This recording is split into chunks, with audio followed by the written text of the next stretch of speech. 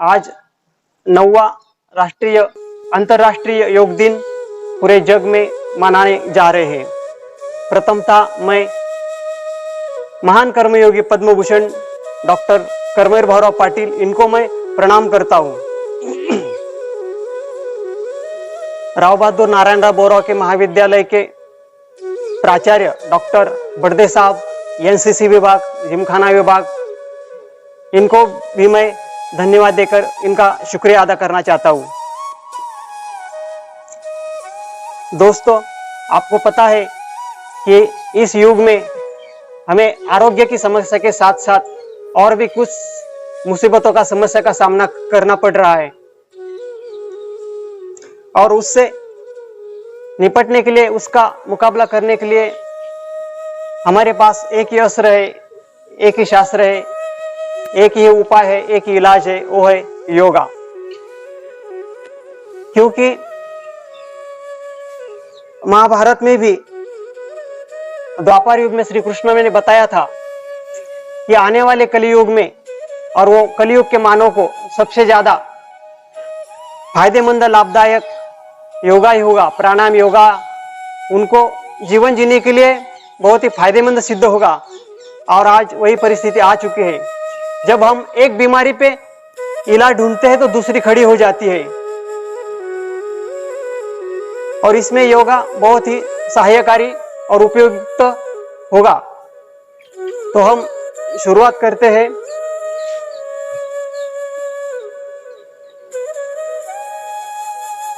सीधे बैठिए, पद्मासन, अर्ध पद्मासन लगाइए, मेरुदंड यानी कि रीढ़ की हड्डी बिल्कुल सीधी,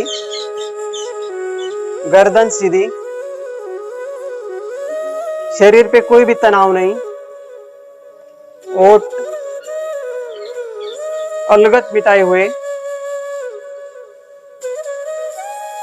आंखों को पूरी तरह से खुला नहीं रखना और मिटाना भी नहीं, आंखों को आधा मिटाइए।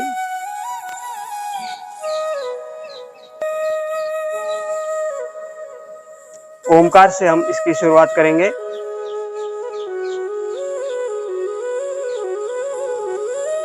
मुंह से ओम बोलना है, कानों से ओम ऐकना है। हमारा ध्यान ओम की तरफ, आंखों से ओम देखिए।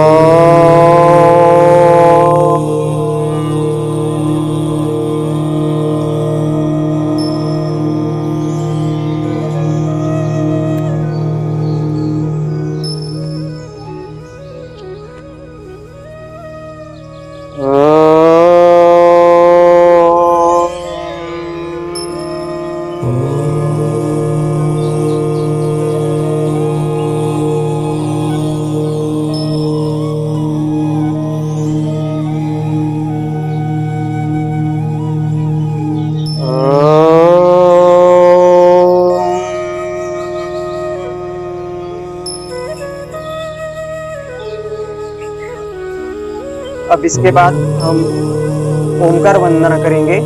मेरे पीछे पीछे ओमकार वंदना का श्लोक का उच्चारण आप कीजिए। ओंकार बिंदु संयुक्तम। सब बड़ी आवाज से उच्चारण कीजिए। ओंकार बिंदु संयुक्तम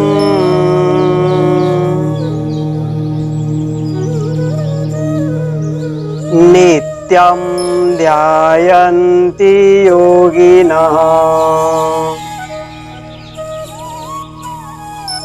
कामदं मोक्षदमश्चैव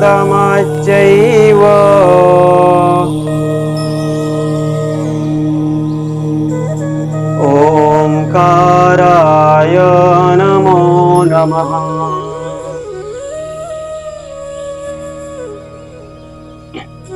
ओंकाराय नमो नमः।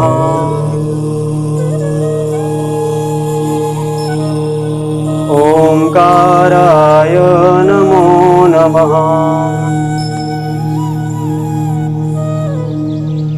गुरु वंदना। गुरुर्ब्रह्मा गुरुर्विष्णु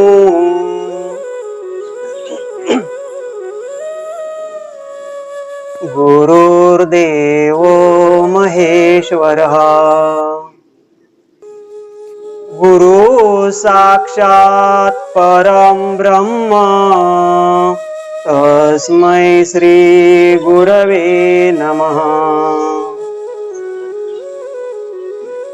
गुरवे नमः।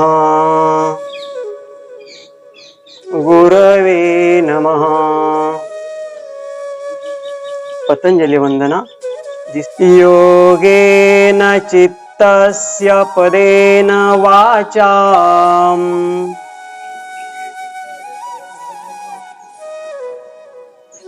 मलं शरीरस्य च वैद्यकेन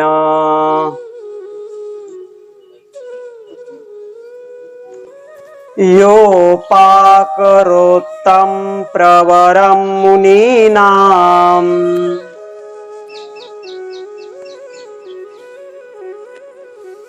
पतंजलिं प्राञ्जलिरानतोऽस्मि।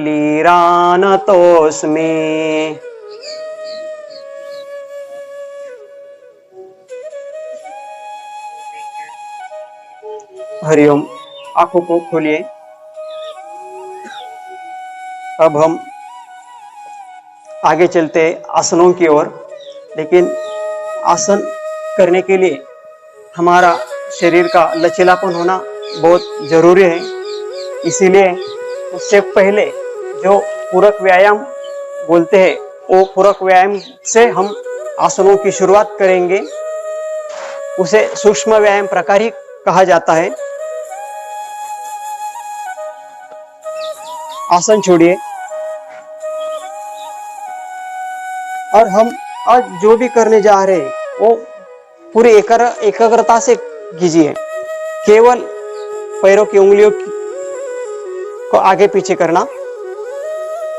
ये योग दिन की शुरुआत एक सेलिब्रेशन नहीं होनी चाहिए।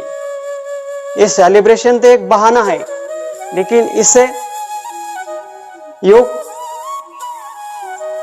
हर दिन हर रोज करना चाहिए।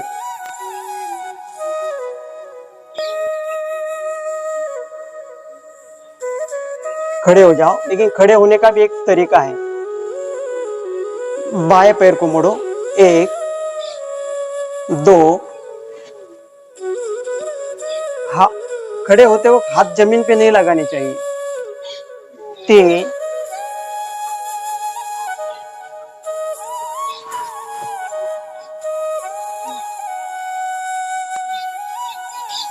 कमर का व्यायाम। पहले पूरी बॉडी राउंड, क्लॉकवाइज 3-5 बार और एंटी क्लॉकवाइज 3-5 बार।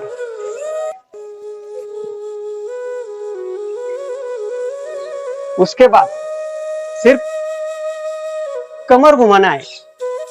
शरीर के ऊपर वाला हिस्सा नहीं घुमाना, सिर्फ कमर घुमाना है। कमर दर्द के लिए एक अच्छी एक्सरसाइज है। ओबेसिटी के लिए भी ये पूरक हो सकती है। इसके बाद स्कंद संचलन,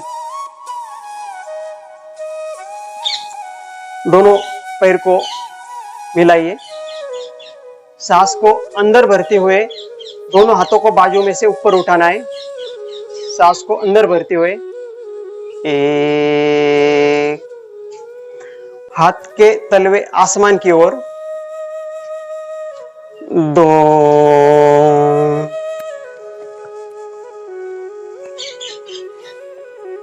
3,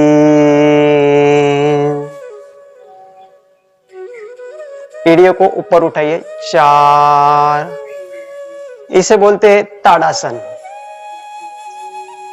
ये ऊंचाई बढ़ाने के लिए, युवकों के लिए बहुत काम आता है।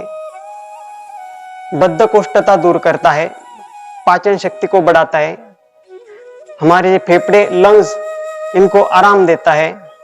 ये आसन में स्थिर होना चाहिए, स्टेबल। देखिए, इस आसन में शरीर की स्थिति ऐसी हुई है कि हमारे हाथों के सिवा पूरा शरीर बिल्कुल सीधा है, कहीं भी मुड़ा नहीं है। एड़ियों को हमने कंधे पर, पैरों में 1 फीट का अंतर। स्कंद संचलन, ये तो हम वार्म अप में करते हैं, लेकिन ये थोड़ा वार्म अप में हम क्या करते हैं, खिलाड़ी करते हैं ग्राउंड पे, ये इससे ज्यादा फायदा, लाभ नहीं मिलेगा। ये सही तरीके से किया तो इसका फायदा मिलेगा। स्पॉन्डिलाइसिस, सर्वाइकल, इनके लिए ये बहुत अच्छा है। सांस को अंदर भरिए, सांस को बाहर छोड़ते हुए स्कंद संचलन, उसको हमने हमारे कंधे को गोल घुमाना है और सांस अंदर लेके बाहर छोड़ते हुए पीछे से ये भाग को, इसको घसीट के लेना है। और जब हम पीछे जाते हैं ना, इसको पूरा खींचना है, पीछे खींचना है और सांस को अंदर भरते हुए पीछे से खींचकर ऊपर उठाना है।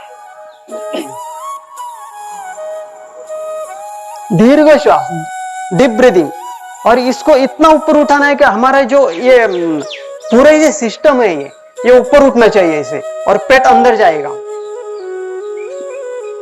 ऊपर खींचना और फिर सांस को बाहर छोड़ते हुए आगे से घुमाना है। रोज इस तरह से 5 बार करना। आज हम इतनी धीरे से तो नहीं कर पाएंगे, क्या और भी कुछ सीखना है, सिर्फ इसका तरीका बता दिया।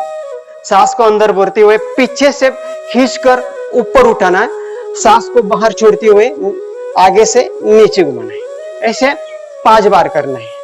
जिनको ज्यादा देर तक बैठना पड़ता है उनके लिए बहुत अच्छा है, कुर्सी पर बैठकर भी हमें कर सकते हैं। सिर्फ मेरुदंड यानी कि रीढ़ की हड्डी सीधी होनी चाहिए।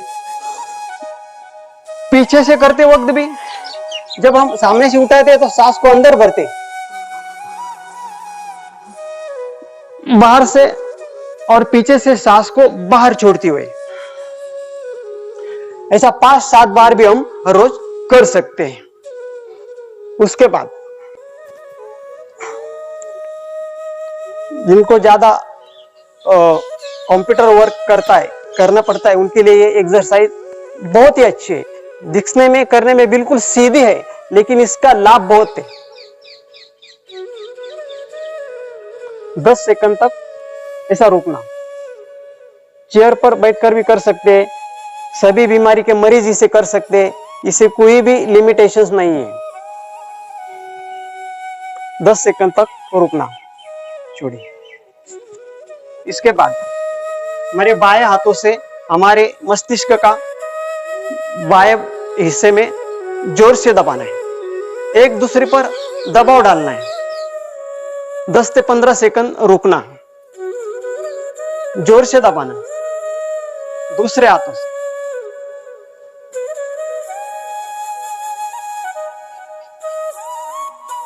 पीछे से मस्तिष्क और हमारे हाथ एक दूसरे को दबाना है। आगे से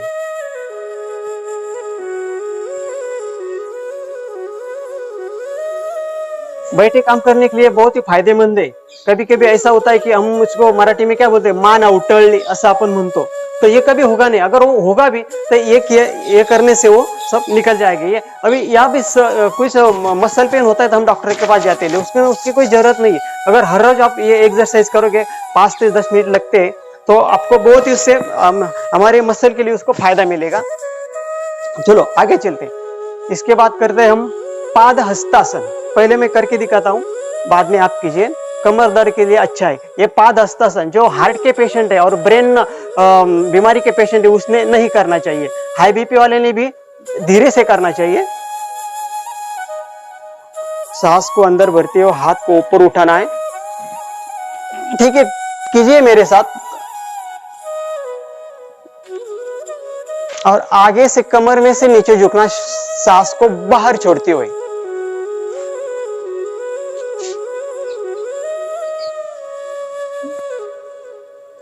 हाथ पैरों के दोनों बाजू में, मस्तिष्क को घुटने लगाना है। और एक बात पे ध्यान दीजिए, हमारी रीढ़ की हड्डी बिल्कुल सीधी होनी चाहिए। जब तक मैं आसन छोड़ने के लिए नहीं कहा तब तक छोड़ने का नहीं, नीचे झुक के रहना। सांस शुरू रखना है, सांसों को बंद नहीं करना। सांस को अंदर भरते हुए हाथों को ऊपर कीजिए।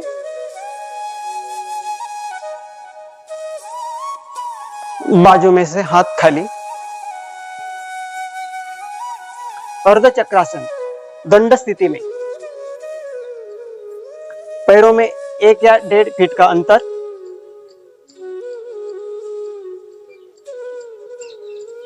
कमर को ऐसा पुश करना है।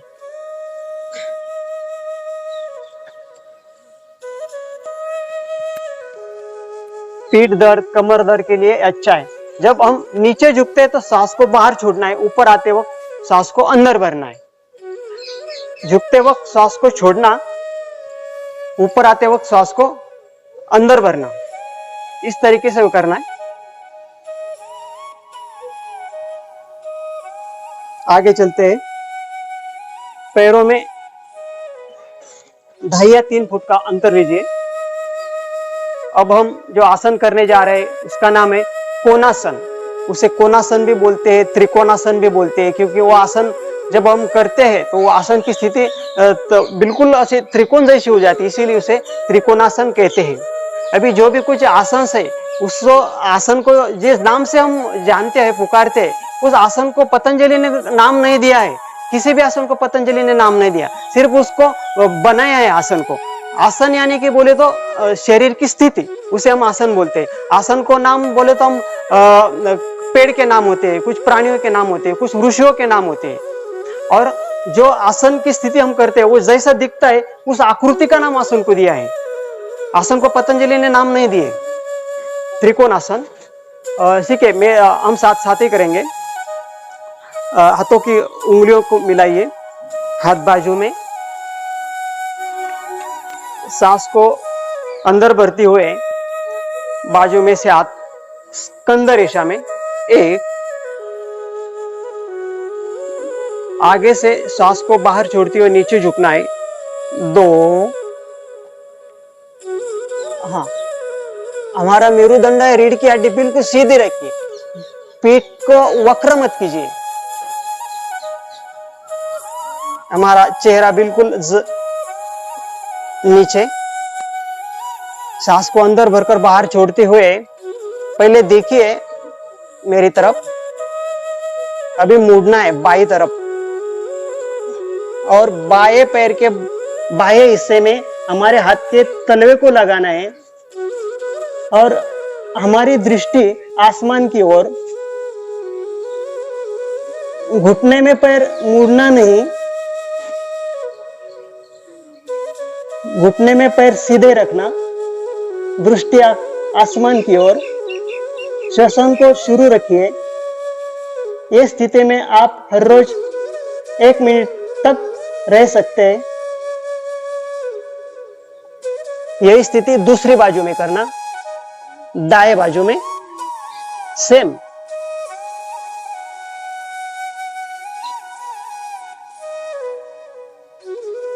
जब हम आसन में स्थिर रहते हैं तभी उसका फायदा मिलता है।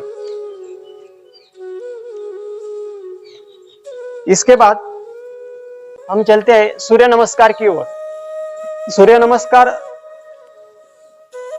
12 अंक में किए जाते हैं, 15 अंक में भी किए जाते हैं, 13 अंक में भी किए जाते हैं। अब हम देखेंगे 12 अंक के सूर्य नमस्कार। सूर्य नमस्कार को एक सर्वांग सुंदर ऐसा व्यायाम कहा गया है। सूर्य नमस्कार की निर्मित पतंजलि ने नहीं की है। देखते हैं सूर्य नमस्कार। सूर्य नमस्कार को सर्वांग सुंदर व्यायाम इसीलिए कहा जाता है कि उसमें 8 प्रकार के आसन होते हैं, उसको सांसों की जोड़ दी जाती है, इसीलिए उसे प्राणायाम भी होते हैं और अध्यात्म भी होता है। क्योंकि जब हम एक सूर्य नमस्कार शुरू करने से पहले सूर्य मंत्रों का उच्चारण करते हैं, इसे आध्यात्मिक लाभ भी उसे मिलता है, इसलिए उसे सर्वांग सुंदर ऐसा व्यायाम कहा गया है। ये सूर्य नमस्कार की प्रथम अवस्था है, इसे एक बोलते हैं। एक, पैरों को बिल्कुल मिटा के रखना, एक। अब मैं सूर्य का एक पहला मंत्र बोलूंगा, अब पहले देखिए। ओम राम मित्राय नमः। एक, सांस को अंदर भरते हो, हाथों को ऊपर करना है। पहले देखिए। दो में सांस को बाहर छोड़ते हुए नीचे झुकना है। दोनों हाथ अपने दोनों पैरों के बाजू में, ज्यादा नजदीक भी नहीं।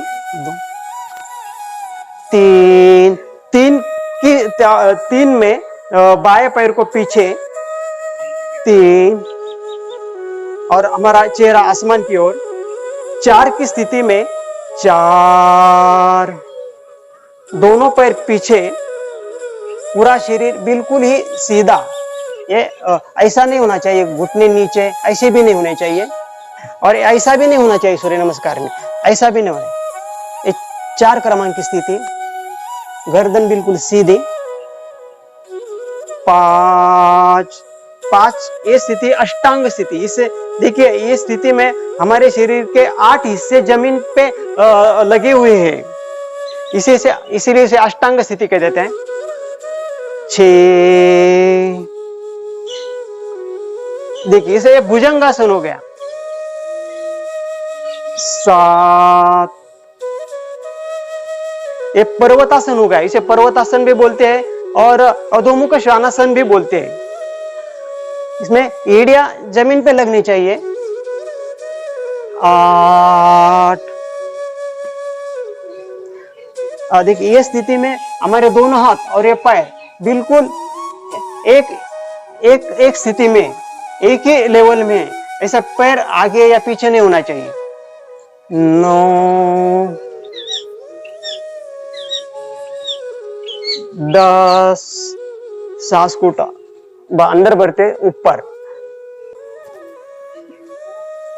11, ओके।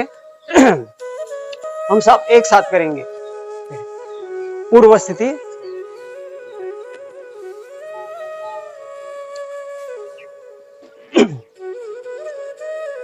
ये अवस्था 1, 2, 3,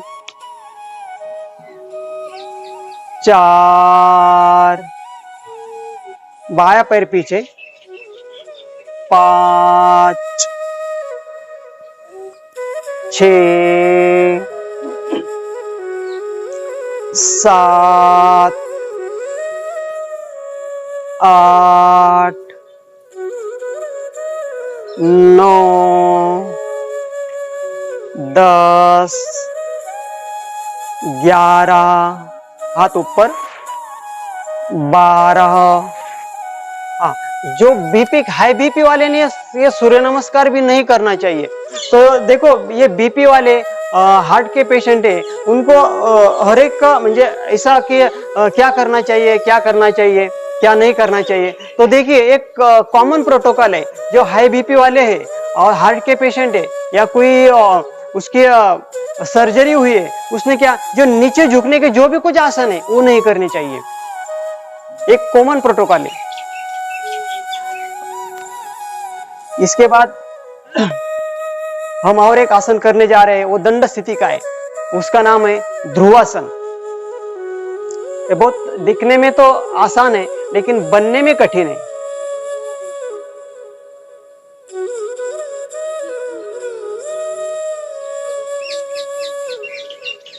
करिए, सब मेरे साथ करिए। ये हमारे मन की चंचलता को दूर करता है। देखिए, दिखने में सीधा दिख रहा है बिल्कुल, लेकिन जब हम आसन बनाने जाएंगे ना तो करने में आसान लगता है। उसकी दूसरी अवस्था, हमारे दाहिने पैर का तलवा बिल्कुल बाएं पैर के जंघा पे रखना है। जो पाय हमने ऊपर रखा है पैर, उस पैर की जो उंगलियां है वो घुटने की तरफ और एड़ियां ऊपर की तरफ होनी चाहिए। देखिए, किसी को ऐसा गलत हो गया है, ऐसा रखा है, ये उंगलियां आगे आ रही, आई नहीं, बिल्कुल ऐसे रखनी चाहिए। मन की चंचलता दूर करने के लिए युवाओं के लिए बहुत ही अच्छा आसन है। दूसरे बाजू में से करके दिखते हैं, दूसरे पैर से। अवस्था नंबर 1, अवस्था नंबर 2, इसे ध्रुवासन कहते। कोई स्थिति होती है, इसीलिए उसे वृक्षासन भी कहा जाता है। तो योग की परंपरा के अनुसार हर एक आसन को अलग अलग नाम दिए, कोई कोई आसन 2-2, 3-3 नाम से भी जाने जाते हैं। इसके बाद हम करने जा रहे हैं वीरासन। अभी ये आसन को भी 2 नाम है, वीरासन भी कहते हैं और वीरभद्रासन भी कहे जाते हैं। पहले मैं दिखाता हूं। 1, 2, 3 फीट तक अंतर रखने का दोनों पैरों में। 2, 3 में पैर घुमाना है। 3, 4, 5, 6।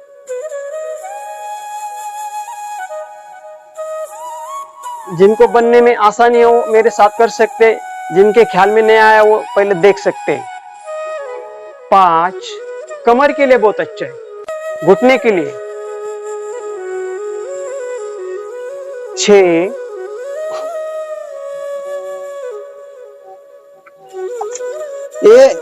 ये पूरी है 90 डिग्री में होना चाहिए, ये पैर 90 डिग्री में मुड़ना चाहिए घुटने में। अब जो दूसरा पैर है हमारा दाया पैर, वो घुटने में बिल्कुल सीधा। 7, ये हुई पूरी स्थिति वीरभद्रासन। स्थिति हमारे शरीर की होती है। 1, 2, 3, 4, 5, बाजू में से कीजिए। 1 को पैर को घुमाना है। 2, 3, 4, 5,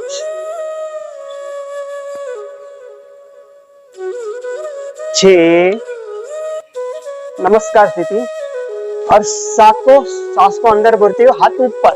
7। हमारा चेहरा आसमान की ओर, दृष्टि भी आसमान की ओर। आंखों को मिटाना नहीं, आंख मिटाएंगे तो गिर जाओगे। आसन छोड़ेंगे।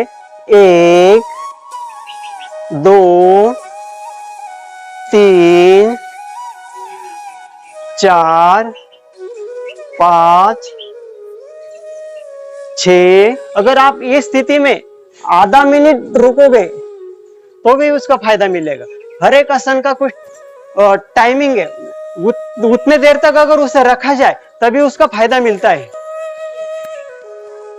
अभी इसके बाद हम करने जा रहे हैं उष्ट्रासन।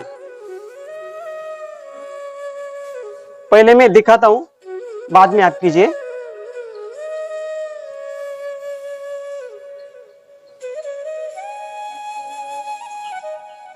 पैरों में आधा फीट का अंतर, दोनों घुटनों में आधा फीट इधर भी आधा फीट, समांतर होने चाहिए अंतर। उंगलियों को पीछे,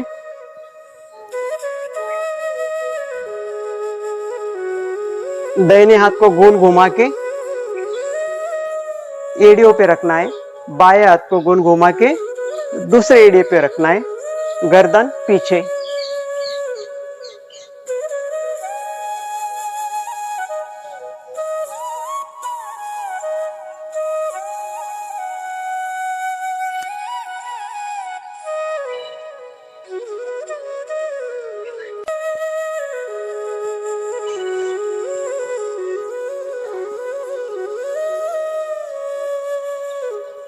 अब हम एक साथ करते हैं। नीचे बैठ जाइए, घुटने पर बैठ जाइए इसे।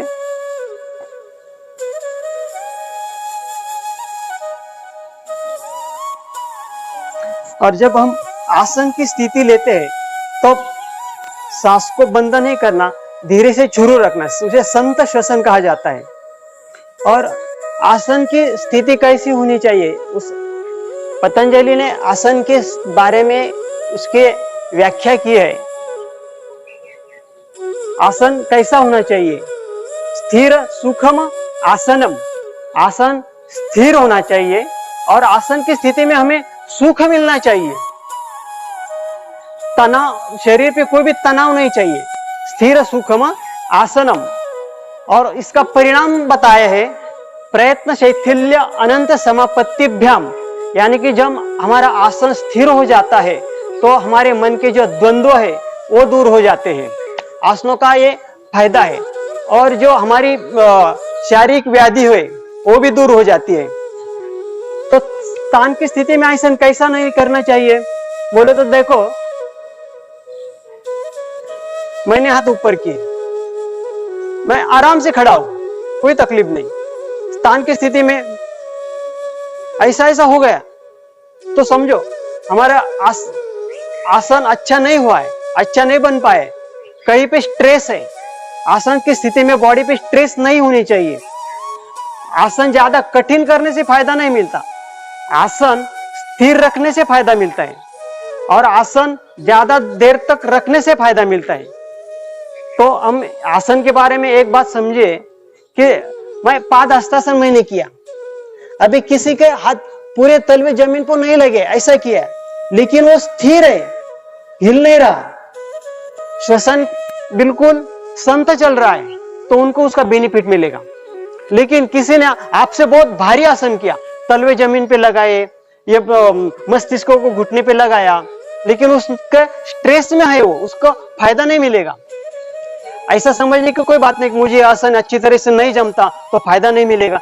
आपके शरीर की जैसे भी वो फ्लेक्सिबिलिटी है उतना वहां तक आप जा सकते हैं, तभी उसका फायदा मिलेगा। तो ऐसा समझिएगा, आसन देरी जब तक ज्यादा देर तक रखोगे तभी उसका फायदा मिलता है। तो हम बात कर रहे थे उष्ट्रासन की। पूर्व स्थिति लीजिए उष्ट्रासन की। दोनों ये घुटने में जितना अंतर है ना उतना ही अंतर हमें दो पैरों में रखना है। ये ऐसा नहीं रखना, नहीं तो ये ऐसा नहीं रखना, ये ऐसा नहीं रखना, बिल्कुल समांतर।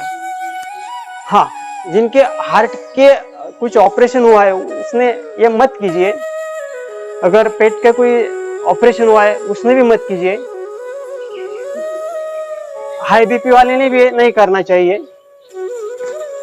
जितना बन पाए उतना ही करें, ज्यादा दबाव मत डालिए शरीर पे, क्योंकि जब हम कोई आसन करते हैं तो देखिए शरीर में दबाव और तनाव दोनों स्थिति एक साथ होती है। जब हम पीछे झुकते हैं तो आगे के बाजू में तनाव आता है और पीछे के बाजू में दबाव आता है। जब हम आगे झुकते हैं तो आगे के बाजू में तनाव आता है, पीछे के बाजू में तनाव आता है, आगे के बाजू में दबाव आता है, और तभी वो आसन का फायदा मिलता है। आसन में क्या 3 स्थितियां होती है, उसे हम क्या बोलते हैं, आकुंचन, प्रसरण और शिथिलीकरण। ये इसका आसन में ये होता है।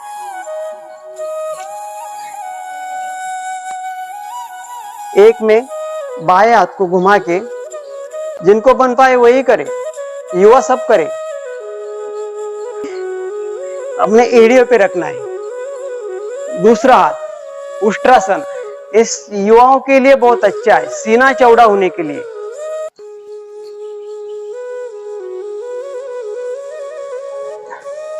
पेट के लिए भी अच्छा है।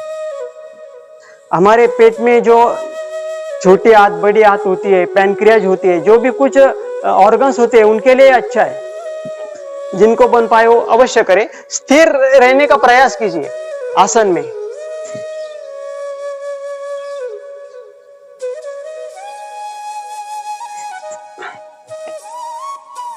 और प्रयास कीजिए।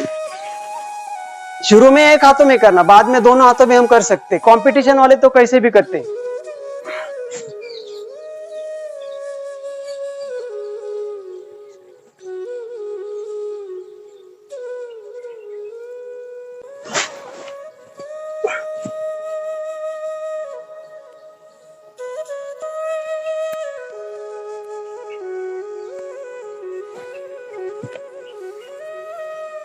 ये आधा मिनट तक स्थिर रखना चाहिए, लेकिन आज कम से कम फोटो निकलते तक आसन स्थिर रखना चाहिए। फोटोग्राफर को उतना चांस दीजिए।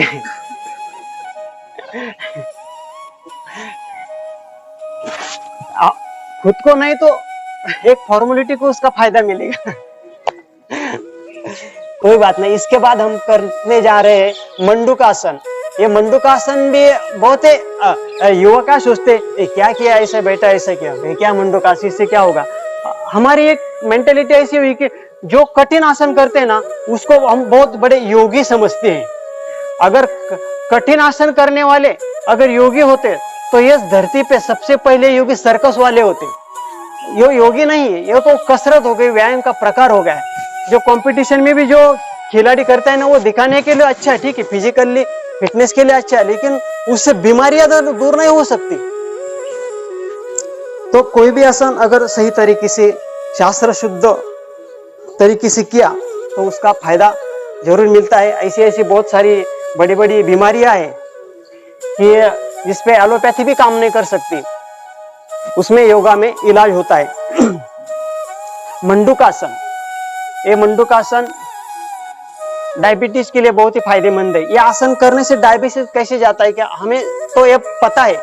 सभी डॉक्टर से ज्यादा हर एक बीमारी को हम ज्यादा जानते हैं, क्योंकि डॉक्टर तो इलाज करते हैं, बीमारी को तो हम महसूस करते हैं, सब अच्छी तरह से समझते हैं। इसीलिए तो जब हम इंश्योरेंस की निर्मित में जब असंतुलन होता है तभी डायबिटीज होता है। मंडूकासन देखो हमने क्या किया, एक पीछे झुकने का किया, अब एक आगे झुकने का। आसन का भी एक ऐसा क्रम रहता है, जब हम आगे झुकने का एक करते हैं तो उसके बाद पीछे झुकने का करने का, जब हम बाएं झुकने का एक करते हैं तो उसके बाद दाएं झुकने का करने का। ऑपोजिट साइड आसन करने का एक क्रम है, अपोजिट करना नहीं, उसके विरुद्ध आसन करना।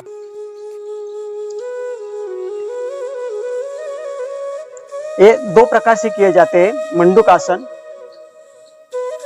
देखो हाथ ऐसे ऐसे नहीं होने चाहिए, हाथ बिल्कुल ऐसे सीधे अपने तलवे को एक के ऊपर रखिए। इसे भैरवी मुद्रा कहते हैं। और हाथ या मणिपुर चक्र पर लगाइए। मणिपुर चक्र हमारे नाभि बिंबे में मणिपुर चक्र होता है, वहां पे हाथ को लगाइए। सीधा बैठिए, रीढ़ की हड्डी सीधी, गर्दन सीधी, नजर बिल्कुल सामने, पूरे शांत मन से एकाग्रता से सांस को अंदर भरते हुए सीना ऊपर उठे, इतना पूरी ताकत से सांस भरना। पेट अंदर नाभि तक सांस नहीं भरना, डायफ्राम तक सांस भरना है। आज सांस को बाहर छोड़ते हुए आगे से नीचे झुकना है। आगे से जब हम नीचे झुकते हैं तो हमारी रीढ़ की हड्डी भी बिल्कुल सीधी रहनी चाहिए, वो वक्र नहीं होनी चाहिए, पीठ में वक्रता नहीं आनी चाहिए, उतना ही झुकिए।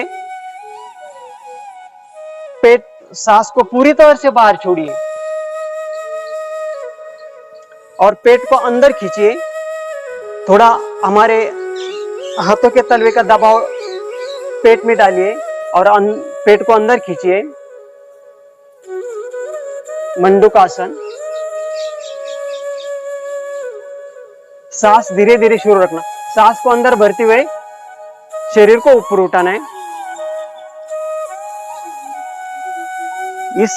इससे ये आसन के कम से कम ये आसन आधा मिनट तक स्थिर रखना और इसके 5 या 7 रिपीटेशन हर रोज करना है। मंडूकासन। देखो अभी ये गलत कैसा है और सही के बारे में जानते हैं, सही कैसा होता है तो गलत कैसा होता है वो भी जानना चाहिए। मंडूकासन ये पिछले साल भी मैंने बताया था, मैं इसमें जोर इसलिए देता हूँ इसके आपको फायदा मिलता है। सांस को अंदर भरा, सीना ऊपर उठाया, सांस को बाहर छोड़ते हुए नीचे झुकना है। रीढ़ की हड्डी बिल्कुल सीधी रखनी है। ये दोनों हाथ है ऐसे नहीं होने चाहिए, ऐसे सीधे, नजर बिल्कुल सामने। जिनका पेट बड़ा है उसने ज्यादा नहीं झुकना, नहीं तो पेट का प्रेशर हार्ट पर भी आ सकता है। नहीं, हम पेट को दबाते हैं ना, दबाते हैं तो उसका प्रेशर अंदर के जो ऑर्गन्स है ऊपर भी पड़ता है, इसलिए ज्यादा दबाना नहीं चाहिए ना, अपने अपने हिसाब से ही आसन करना चाहिए। अब मेरी शायद से आप कोई जो हर रोज करते हैं उनको तो कोई दिक्कत नहीं है, लेकिन जो आज ही आए हैं एक प्रोटोकॉल के अनुसार फॉर्मेलिटी के लिए उनको तकलीफ हुई। लेकिन देखो हर एक प्रोग्राम हम केवल शक्ति की है, नोटिस है इसलिए अरेंज करते हैं, लेकिन ये एक ही प्रोग्राम ऐसा है कि हमारे इसका व्यक्तिगत फायदा है, व्यक्तिगत इसका लाभ है।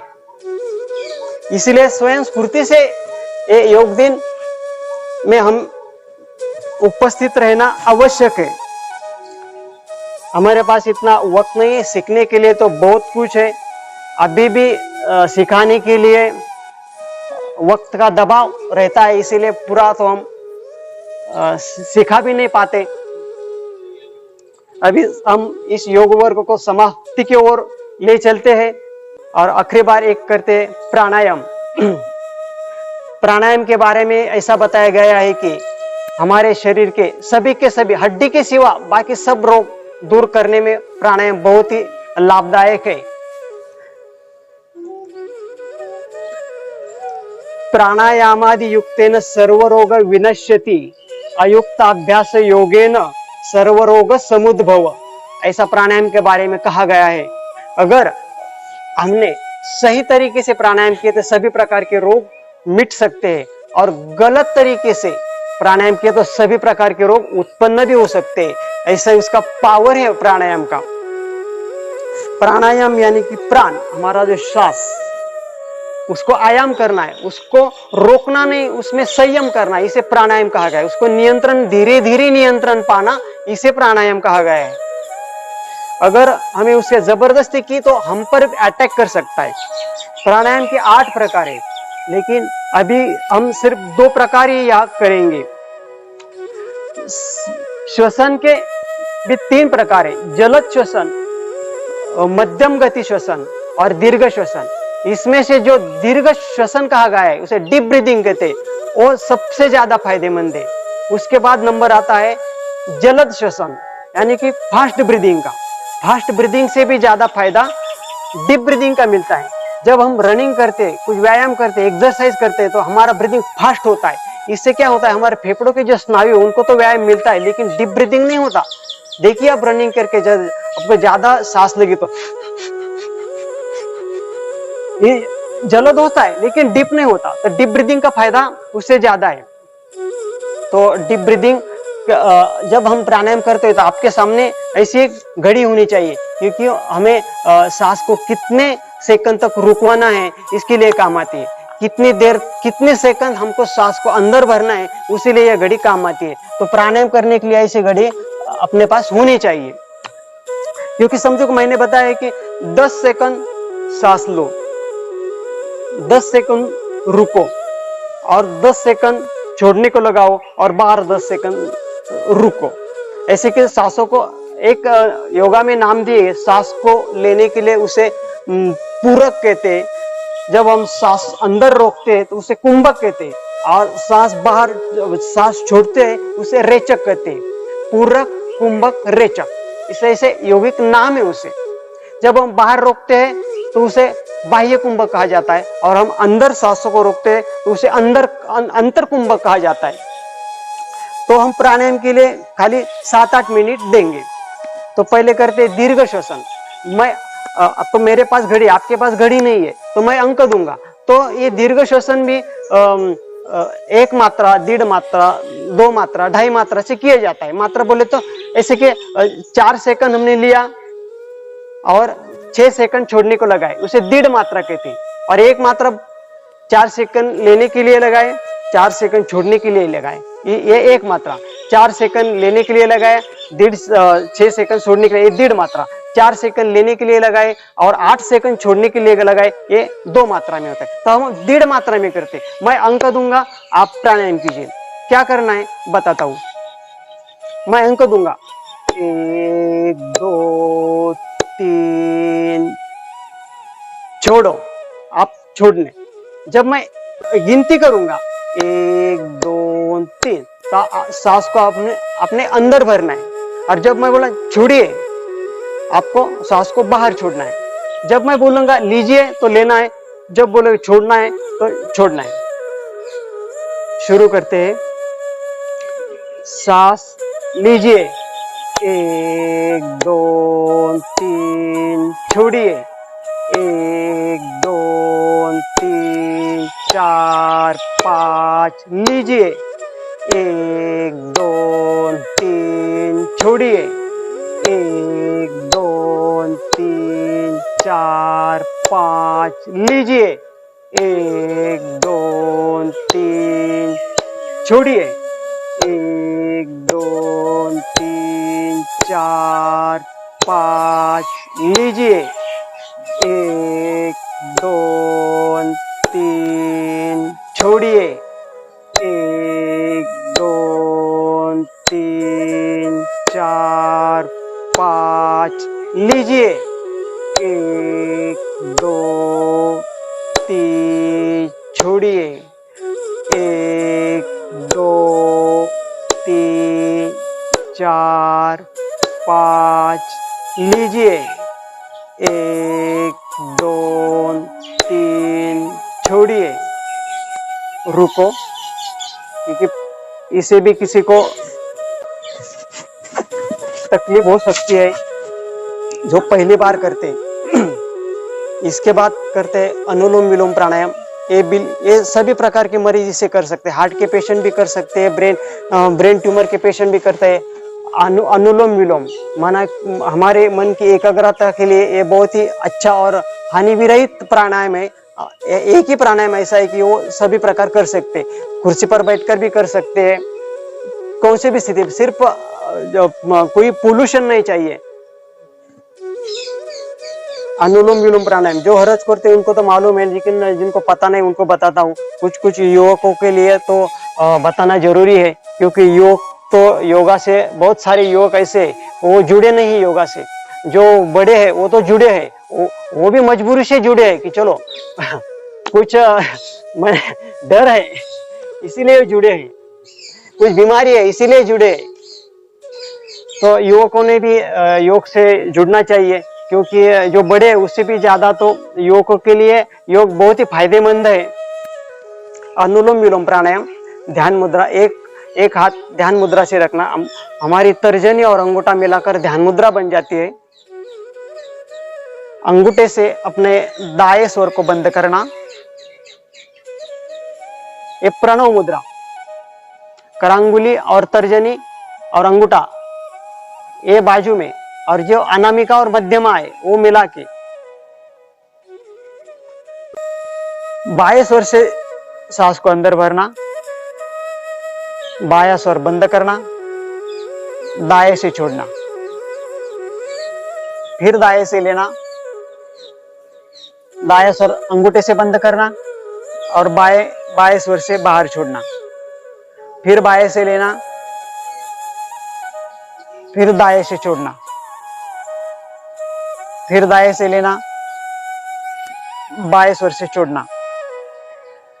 जिस बाजू, जिस स्वर से अपने सांस को बाहर छोड़ा है उसी स्वर से अंदर लेना है और दूसरे बाजू में छोड़ना है, विरुद्ध क्रिया। जब तक ये गीत शुरू रहेगा तब तक अनुलोम विलोम शुरू रखना है, बिल्कुल शांत मन से। 3.5 मिनट का ये गीत है, 3.5 मिनट अनुलोम विलोम प्राणायाम। मलं शरीरस्य च वैद्यकेन योपाकरोत्तं प्रवरं मुनीनां पतञ्जलिं प्राञ्जलिरान्तोऽस्मि।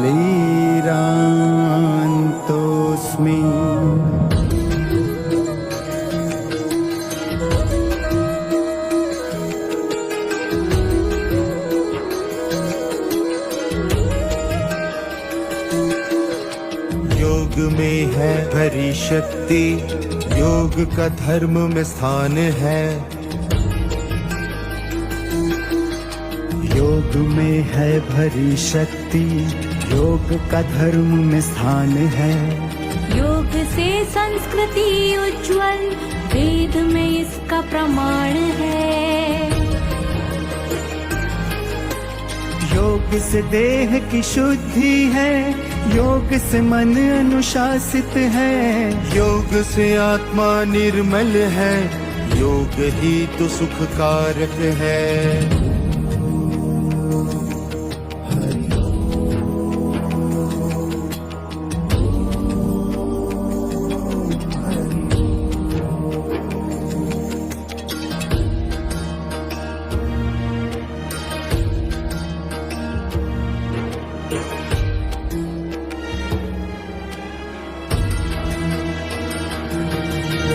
योग से भागे रोग है, योग से तन ऊर्जावान है। योग ही तो सारी दुनिया को भारत का वरदान है। योग से मन की शांति है, योग में प्रभु का नाम है। योग में ही छिपी मुक्ति, योग भक्ति का मार्ग है।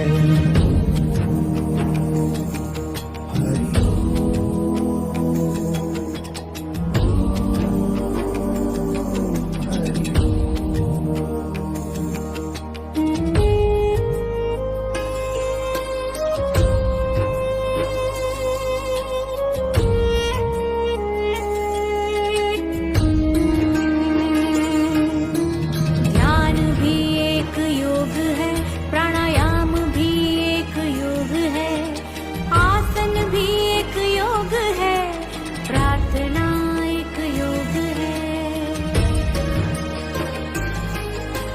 कर जो रहे तन मन ये सशक्त, तो आयु सबकी बढ़ जाएगी। क्रोध भय दृढ़ होंगे कहीं ना, खुशहाली फिर छाएगी। कुछ परिणाम अभी भी शायद मिले होंगे। अब हम अंतिम प्रार्थना करते हैं। 3 बार ओमकार का उच्चारण करेंगे। उसके बाद सभी के लिए प्रार्थना करेंगे। खुद के लिए तो हम प्रार्थना करते हैं, मुझे सुख दे, आरोग्य दे, लेकिन औरों के लिए भी हम ये प्रार्थना करेंगे। पहले 3 ओमकार होंगे और बाद में मेरे पीछे आप वो श्लोक कहेंगे। ओठों को अलगद मिटाइए, आंखें पूरी तरह से बंद भी नहीं और खुली भी नहीं। हमारी दृष्टि नासाग्र की ओर होनी चाहिए।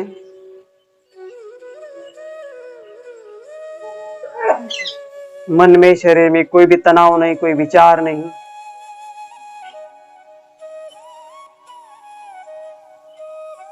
ओम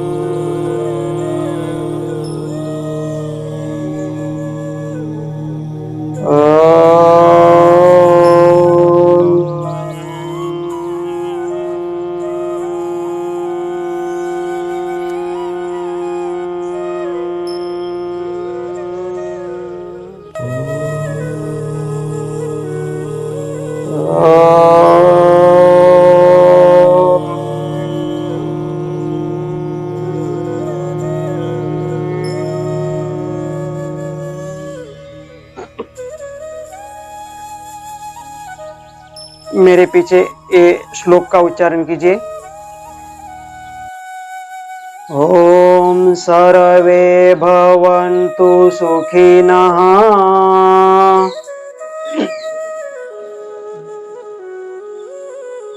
सर्वे सन्तु निरामया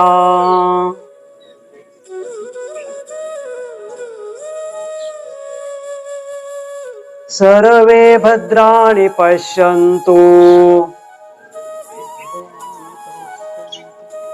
मा कश्चित् दुःखभाग् भवेत्।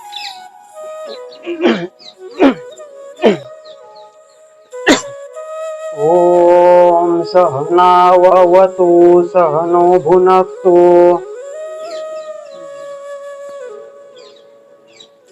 सह वीर्यं करवावहै तेजस्विनावधीतमस्तु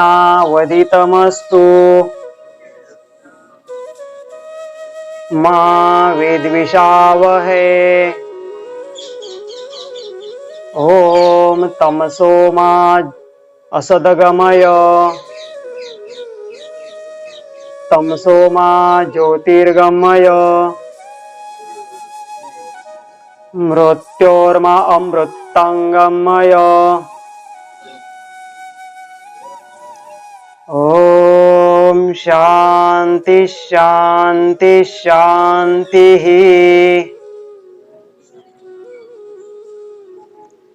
ओम शांति शांति शांति।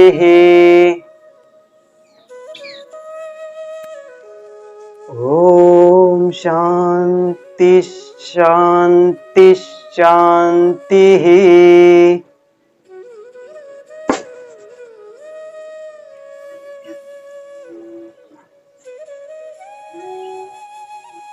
अलगत हमारी आँख खुली और हमारे दोनों हाथों को एक दूसरे पे घिसकर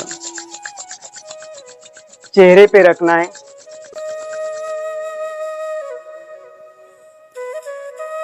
और जो प्रकाश दिखाई देता है उस प्रकाश की ओर देखना है। हाथ चेहरे पे रखकर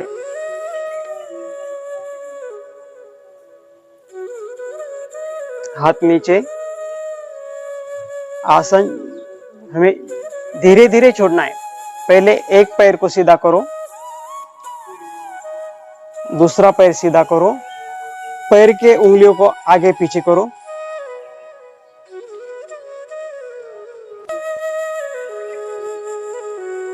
खड़े होना है, पैर को मुड़िए, 1 2। कोई कोई तो ऐसे हो रहे हैं।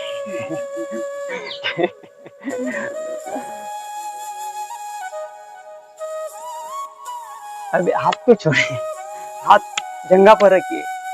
अभी ऐसे उठना है, 1 और हमारे आरोग्य के लिए एक बात मैं आपको बताना चाहता हूँ। जब हम खाना खाते हैं तो किसी को डाइजेस्ट की समस्या होती है, पाचन की समस्या होती है। कभी कभी हम मिष्टान्न का भोजन करते हैं तो थोड़ा कम ज्यादा भी खा जाता है। तो कम ज्यादा अगर खा लिया तो खाली बस इतना करना है। आप बोलेंगे जल्दी बताओ, जल्दी अगर ज्यादा खाना है तो काम आएगा। एक हाथ को ऊपर का, पैरों में 1-1.5 फुट का अंदर रखना है। सांस को अंदर भरते हुए धीरे से एक हाथ ऊपर उठाना, सांस को बाहर छोड़ते हुए नीचे। दूसरा हाथ ऊपर उठाना, रुकना नहीं, सांस को बाहर छोड़ते हुए नीचे, बाद में दोनों हाथों को ऊपर उठाना, सांस को बाहर छोड़ते हुए नीचे। ये जब हम खाना खाने के बाद ये करना है। और एक आसन करना है, उसका नाम है वज्रासन। डाइजेशन के लिए बहुत अच्छा है। ये क्यों ऐसा आसन है, वज्रासन है, वो खाना खाने के बाद या तो भी चलता है और करना ही चाहिए ये वज्रासन। इसमें 7 या 10 मिनट तक बैठना है। खाना हजम होने में ये मदद करेगा। और दूसरा है कि हमारे महिलाओं के लिए घुटने का दर्द, कमर दर्द, पीठ दर्द, और ये तो सभी के लिए वो तो कॉमन डिसीज हो गया है कि कमर दर्द हो रहा है, कोई भी काम करते कमर दर्द हो रहा है। उसके लिए हम आप में से कोई तो रनिंग के लिए, वॉकिंग के लिए, वार्म अप के लिए जाते हैं तो ग्राउंड पे और एक एक्सरसाइज करना है। हम तो वॉकिंग करते हैं, लेकिन अब बैक वॉकिंग करनी है। बैक वॉकिंग शुरू में बिल्कुल सीधी करना, हाथ को कुछ हिलाना नहीं। बैक वॉकिंग ये कितने स्टार्ट में 100 मीटर से स्टार्ट करना, 400 मीटर तक आप जा सकते हैं। इससे क्या होगा, हमारी जो कमर दर्द है, ज्यादा तौर पर ये दोनों बाजू में हमें यहाँ दर्द होता है और यह सेंटर में मेरुदंड में दर्द होता है, वो दूर हो जाएगा। और घुटने के लिए बैक वॉकिंग बहुत ही अच्छी है। मैंने खुद इसका अनुभव किया है, कितना 100 मीटर से स्टार्ट करने का।